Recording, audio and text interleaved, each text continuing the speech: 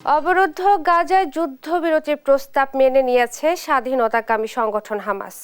মিশর ও কাতারের মধ্যস্থতাকারী এই দুদেশের কাছে প্রস্তাবে অনুমোদন দিয়েছে সংগঠনটি। হামাসের প্রস্তাবে ইসরায়েলি প্রধানমন্ত্রী নেতানিয়াহু সাড়া না দিলেও চুক্তি পর্যালোচনার জন্য ফের মিশরে প্রতিনিধি পাঠাচ্ছেন তিনি। তবে এর মাঝেই রাফার দক্ষিণাঞ্চলের শহরে বোমা হামলা জোরদার করেছে ইসরায়েলি বাহিনী।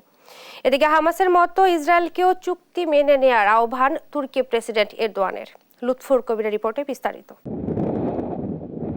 গাজার সবচেয়ে জনবহুল শহর রাফার পূর্বাঞ্চল থেকে 1 লাখের বেশি মানুষকে সরে যাওয়ার নির্দেশ দেওয়ার পরপরই বোমা হামলা শুরু করেছে ইসরায়েলি বাহিনী। জঙ্গি বিমান থেকে বোমা বর্ষণে ক্ষণে ক্ষণে কেঁপে ওঠে রাফা। হামলায় কয়েকজন বেসামরিক ফিলিস্তিনি নিহত হয়েছেন। একটি সূত্র জানিয়েছে ইতিমধ্যে রাফায় ট্যাঙ্ক ঢুকতে শুরু করেছে ইসরায়েলের।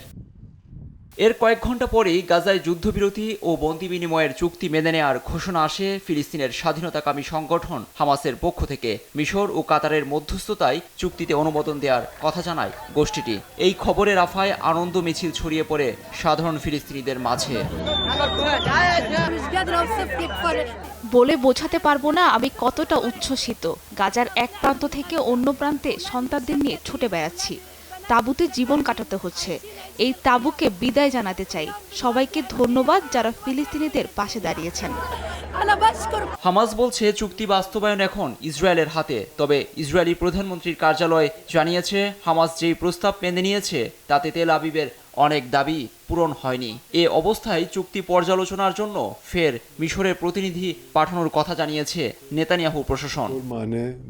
প্রস্তাবিত চুক্তি বাস্তবায়ন নিয়ে হোয়াইট হাউস কাজ করে যাচ্ছে বলে জানিয়েছেন মার্কিন পররাষ্ট্র দপ্তরের মুখপাত্র। হামাস যুদ্ধবিরতির চুক্তির বিষয়ে সাড়া দিয়েছে, কিন্তু কিছু বিষয় রয়েছে যেগুলো পর্যালোচনা করা প্রয়োজন। সিআইএ এর প্রধান উইলিয়াম বার্ন অঞ্চলটিতে অবস্থান করছেন।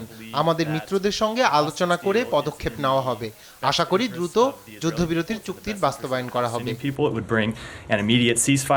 এদিকে হামাস চুক্তি মেনে নেওয়াকে স্বাগত জানিয়েছেন তুর্কি প্রেসিডেন্ট রিসেপ তাইপ এরদোয়ান। হামাসের সিদ্ধান্তকে স্বাগত জানাচ্ছি আমরা। একইভাবে ইসরায়েলকেও চুক্তি মেনে নিতে হবে। ইসরায়েলি প্রশাসনের উপর চাপ সৃষ্টি করতে পশ্চিমা বিশ্বের প্রতি আহ্বান জানাচ্ছি আমি। অবিলম্বে যুদ্ধবিরতি ও বন্দি বিনিময়ের প্রস্তাব মেনে নিতে তেল আবিবে বিক্ষোভে নামেন হাজার হাজার ইসরায়েলি। বিলম্বের জন্য মহাসড়ক বন্ধ করে নেতানিয়াহু প্রশাসনের বিরুদ্ধে স্লোগান দেন বিক্ষুব্ধরা। এ অবস্থায় ঘরে বাইরে ব্যাপক চাপের মুখে ইসরায়েলি প্রধানমন্ত্রী। লুৎফর কবির, নিউজ ডেস্ক, দেশ টিভি।